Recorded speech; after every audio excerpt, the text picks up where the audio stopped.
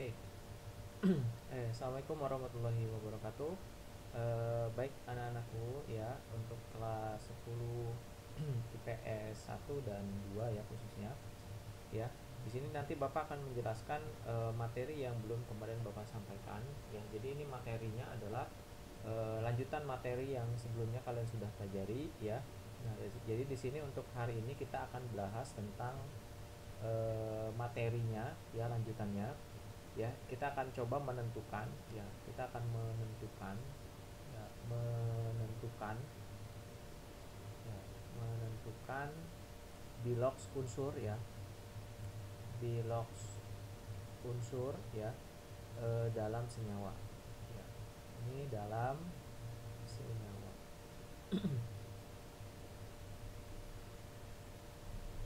Nah, untuk menentukan bilox unsur dalam senyawa ya, kita pertama nanti ada beberapa ya ketentuan. Yang pertama ya, itu biasanya adalah bilox unsur ya, bilox unsur ya, unsur dalam senyawa netral ya, senyawa netral ya.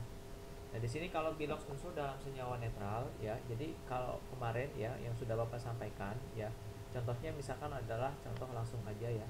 Nah, di sini Bapak punya adalah SO2 ya, gitu ya. Nah, untuk menentukan bilox unsur dalam senyawa netral ya, langkah pertama yang kamu harus lakukan ya, itu adalah memastikan unsur senyawanya ini adalah netral. Bagaimana caranya? Nah, kalau misalkan kita lihat di sini di atasnya kan nggak ada muatan di sini ya. Nah, kalau nggak ada muatan berarti dia senyawa netral. Nah, untuk menentukan bilox unsur dalam senyawa netral ya, kita tentukan aja ya. Nah, pasti di sini kemarin urutannya adalah urutan prioritas kemarin yang ini kan ya, urutan prioritas ya, prioritas bilox ya, prioritas bilox itu kemarin kan Bapak sudah sampaikan itu urutannya adalah KH ya. Nah, ini adalah KH. K-nya adalah kation ya, kation, dan A-nya ini adalah anion. Nah, H-nya adalah hidrogen dan O-nya adalah oksigen ya. Semakin ke kanan ya semakin lemah prioritasnya ya. Jadi oksigen ini paling terakhir dari sisi prioritas ya. Nah, untuk kation ya, kation itu biasanya adalah unsur yang bersifat logam, sedangkan anion itu adalah unsur yang bersifat non logam ya. Nah, di sini bisa kita lihat juga ya, dari penjelasan ini kita bisa tentukan juga bilox dari unsur dalam senyawa. Nah, di sini udah pasti kalau kita mau menentukan bilox unsurnya yang ditanya adalah bilox S. Kenapa? Karena oksigen ya, oksigen itu paling terakhir nih urutannya, karena dari kiri ke kanan itu kan makin lemah. Nah, berarti kan oksigen ini urutannya terakhir. Nah, maka yang ditanya itu adalah bukan bilox O tetapi adalah si S, karena O itu adalah yang paling terakhir. Nah, maka kalau kita mau menentukan bilox si S ya, kita menggunakan bilox si O. Nah, O-nya di sini kan ada dua nih ya, jumlah indeks atomnya ya. Ini kemarin yang disebut apa? Indeks ya, indeks atom ya. Nah, di sini ada dua, berarti kita kali dua ya, 2 kali min 2. Nah, min 2 kemarin kamu lihat di apa? Di aturan bilox ya, karena kalau oksigen itu adalah min 2, 2 kali min 2 adalah min 4.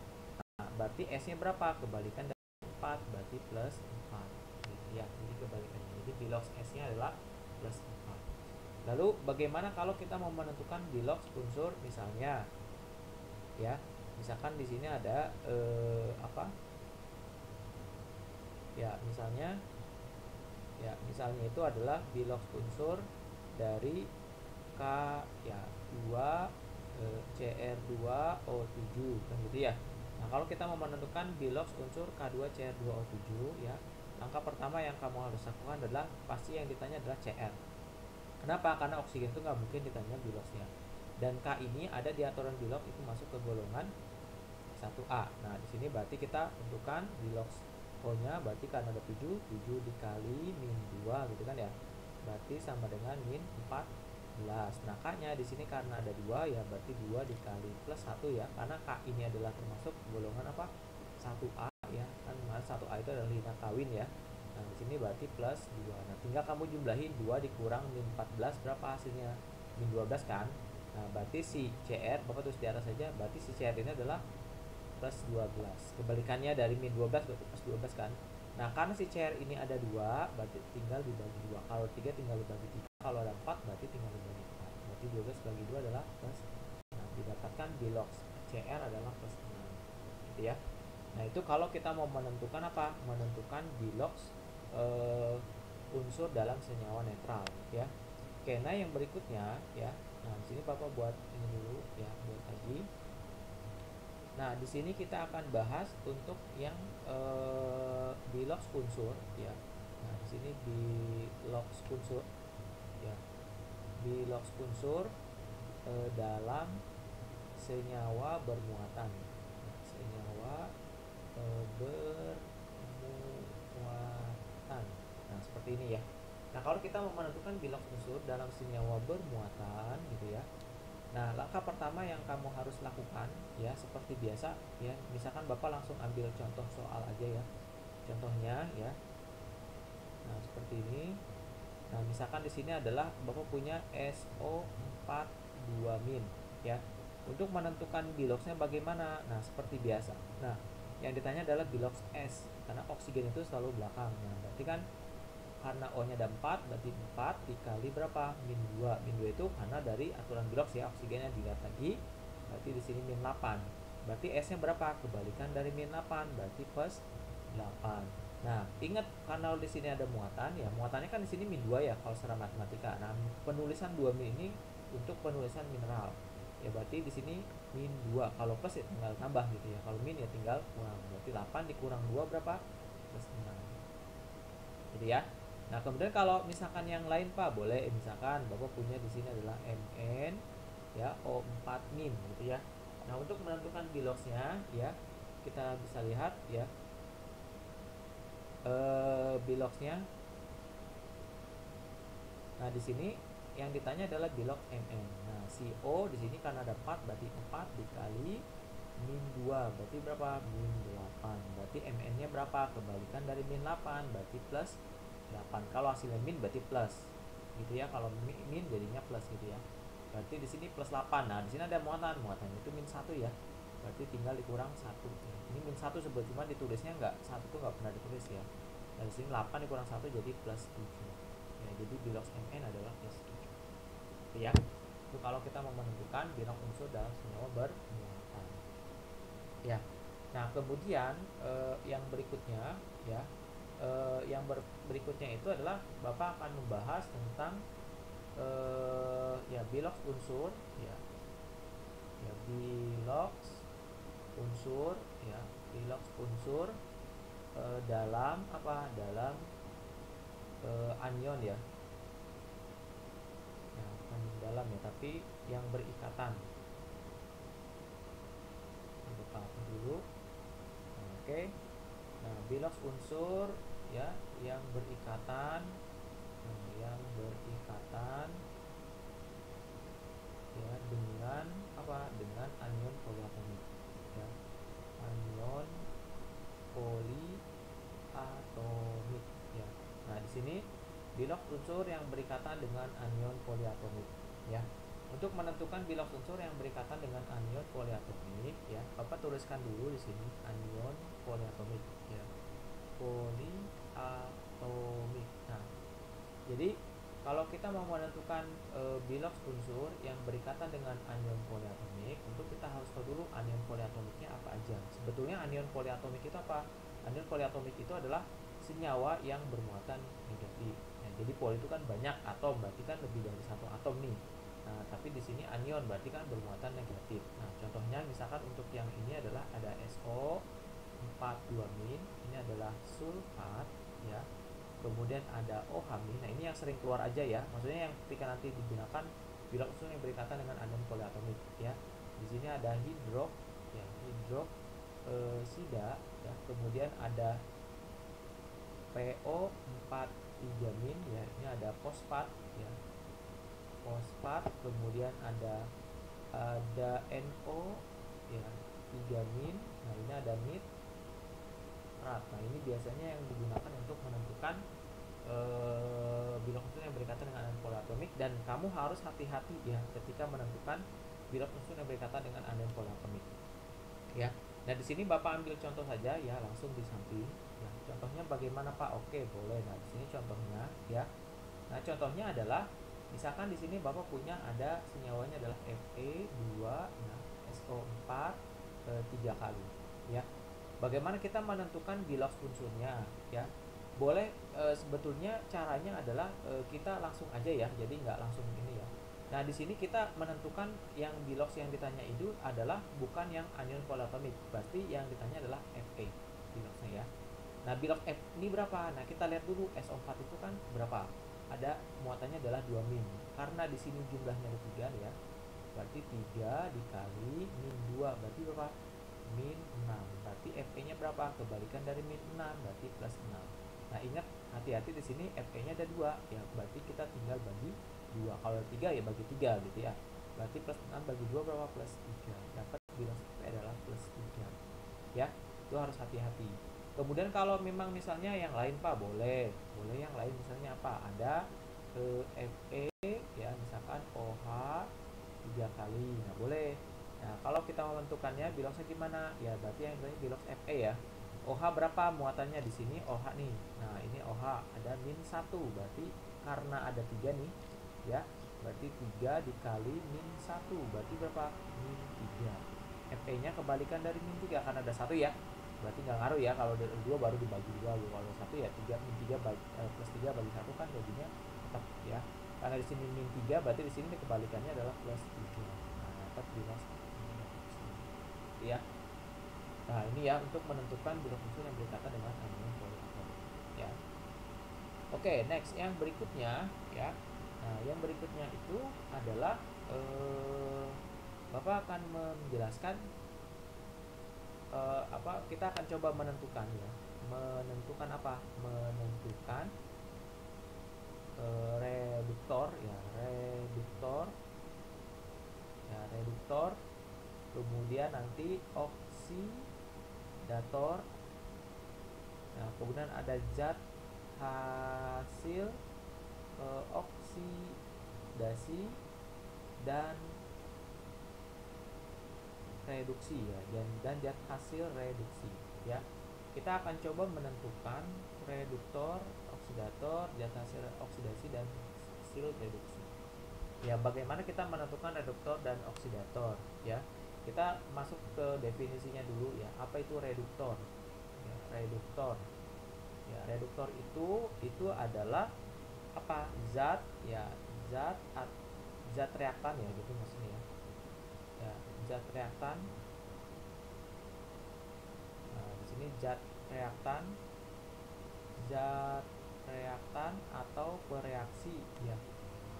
Pereaksi yang mengalami apa? Mengalami kebalikan dari reduksi jadi oksidasi. Nah, gitu. Jadi kalau reduktor itu oksidasi itu ya.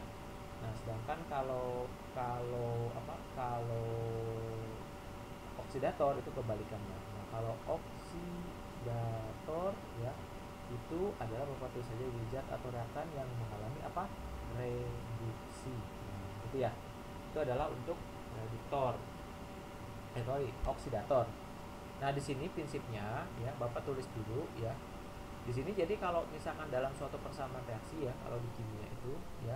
Jadi kalau Bapak punya direaksikan A tambah B gitu ya. Nah, dia akan menghasilkan C plus D misalkan. Nah, A tambah B ini ya, ini yang disebut dengan reaktan. Nah, jadi yang posisinya di sebelah kiri ini adalah reaktan atau biasa disebut dengan pereaksi. Nah, bahannya gitu ya. Sedangkan kalau yang di sini C dan D ini disebut dengan produk ya, produk atau hasil ya. Nah, sama kayak di matematika juga sebetulnya ya. Nah, patokannya kalau di kimia itu kalau ada tanda panah nih. Tanda panah itu ibaratnya kalau di matematika tanda sama dengan gitu ya. Nah, kalau di sini berarti ada apa disebut dengan ruas kiri ya. Nah, ini ada ruas apa? Ruas kanan gitu ya. Ini ada ruas kiri dan kanan ya. Kiri dan kanan. Nah, dilihat dari definisinya, kita lihat ya. Nah, di sini reduktor itu adalah zat reaktan atau reaksi yang mengalami oksidasi. Nah, berarti kalau di sini kan zat reaktan, berarti reduktor dan oksidator itu posisinya ada di kiri. Nah, berarti ada di kiri nih ya. Gak mungkin di kanan ya. Itu. Ya, jadi untuk yang reduktor. Nah, sekarang kita ambil contoh aja ya. Kita ambil contohnya gimana boleh. Contohnya misalnya adalah di sini contoh ya. Contohnya misalkan di sini Bapak punya CuO. Nah, Bapak reaksikan dengan apa? Bapak reaksikan dengan hidrogen. Nah, dia akan menghasilkan Cu plus H2O. Ya. Nah, begini ya. Nah, gimana caranya menentukan mana reduktor, mana oksidator, mana zat hasil oksidasi dan reduksi? Oke, langkah pertama yang kamu harus lakukan ya itu adalah kamu menentukan dulu bilox unsurnya masing-masing. Nah, itu langkah pertama ya. Nah, di sini CuO yang ditanya itu pasti bilox Cu bukan O, karena O itu dia urutannya kan tadi ya. Apa KO ya. Nah, di sini bilox O itu kan berapa? Min 2 ya. Biar kamu lihat nanti di itu ya di aturan bilox. Berarti kalau di sini min 2 berarti di sini kebalikan min 2 jadi plus 2. Ingat Cu di sini sendirian, jadi dia unsur bebas, maka biloxnya adalah 0. Ya, antara Cu dengan Cu, nah kamu bandingin dari plus 2 ya ke 0, naik apa turun? Turun kan? Plus 0 plus 2 ke 0 kan turun. Ya, makanya makin kecil berarti turun ya. Nah, kalau turun berarti gimana? Kalau turun berarti disebut dengan kemarin itu apa? Kalau reduksi ya, itu penurunan bilox kan gitu ya. Penurunan apa? Penurunan bilox. Bilox itu bilangan oksidasi ya. Sedangkan kalau oksidasi, kalau menurut teori modern itu adalah ada penurunan, ada kenaikan. Nah, kenaikan apa? Bilox ya. Nah, di sini berarti dari plus 2 ke 0 turun kan? Berarti kalau turun apa? Reduksi gitu ya. Berarti dia reduksi ya. Nah, terus yang berikutnya apa? Nah, sekarang H itu adalah sendiri juga. Nah, ini biloxnya adalah 0 juga. Nah, sekarang O di sini adalah min 2. Berarti H-nya adalah berapa? Plus 2. Karena ada 2 ya, berarti dibagi 2. Berarti berapa? Plus dari 0 ke plus 1 tinggal ya. Naik apa turun? Naik kan ya. Kalau naik berarti apa? Kenaikan. Berarti apa? Oksidasi ya. Nah, setelah kita menentukan reduksi dan oksidasi ya, langkah berikutnya kita tentukan mana reduktor dan oksidator. Ingat konsepnya. Nah, kalau reduktor dan oksidator itu ada di kiri. Yang kiri hanya ada CuO dan H2 ya. Berarti kalau ditanya mana reduktornya ya, ditanya reduktor. Reduktornya siapa? Reduktor adalah zat yang mengalami apa? Oksidasi. Yang mengalami oksidasi siapa? Si H2. Berarti reduktornya adalah H2. Oksidatornya siapa? Ya. Gak mungkin si Cu atau H2O. Kemungkinannya tadi H2 udah, berarti si yang oksidator itu yang mengalami reduksi. Yang mengalami reduksi adalah si CuO. CuO ya. Sedangkan kalau ditanya zat hasil apa? Oksidasi. Nah, hasil oksidasi yang mengalami oksidasi siapa? Nah, ini kan. Nah, hasil oksidasi itu produk, ya kan hasil kan. Nah, berarti siapa? H2O. Ini yang mengalami oksidasi kan si H2O. Kalau ditanya zat apa hasil reduksi ya berarti si itu untuk menentukan reduktor, oksidator, zat hasil oksidasi dan reduksi. Gitu ya. Nah, oke. Nah, next yang berikutnya ya. Yang berikutnya itu Bapak akan menjelaskan untuk yang ini ya. Oke, yang berikutnya ya. Bapak akan menjelaskan ya reaksi ya. Namanya adalah disproporsionasi dan ya konproporsionasi. Nah, gitu ya. Nah, kita menentukan reaksi disproporsionasi dan konproporsionasi. Bagaimana kita menentukan reaksi disproporsionasi dan konproporsionasi? Ya.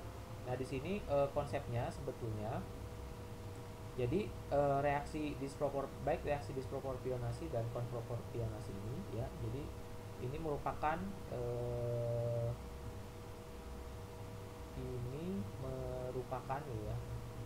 merupakan reaksi autoredox ya. Jadi autoredox ya. Jadi autoredox itu jadi hanya satu unsur ya, ya yang mengalami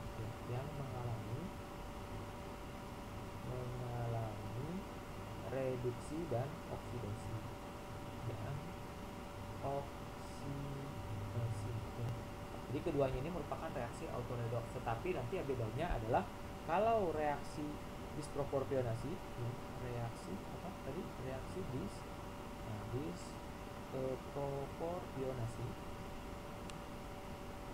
ya, itu dari satu menjadi dua. Nah, jadi unsurnya jadi satu menjadi dua. Maksudnya gimana? Nanti kita lihat ya. Sedangkan kalau reaksi kontropor gitu ya, pionasi gitu ya. Nah, berarti itu kebalikannya, dua menjadi apa? Menjadi satu. Ya. Nah, contohnya gimana? Oke, kita lihat contohnya ya. Contohnya misalkan di sini Bapak punya Cl2 ya. Kita reaksikan dengan KOH ya. Dia akan menghasilkan menghasilkan KCl plus HClO ya. Nah, logikanya di sini kamu sebetulnya kalau di sini untuk menentukan reaksi disproporsionasi atau konproporsionasi ya caranya gampang. Ya kalau di sini kan lihat Cl di sini kan ada satu nih koefisiennya ya. Kemudian ketika direaksi dengan KOH dia pecah jadi dua, pecah. Nah, berarti satu menjadi dua. Kalau satu menjadi dua berarti reaksinya adalah apa?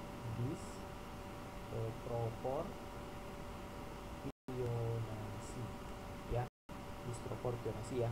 Berarti di sini kita tentukan dulu biloxnya si Cl ada berapa? Ini 0 karena dia unsur bebas ya.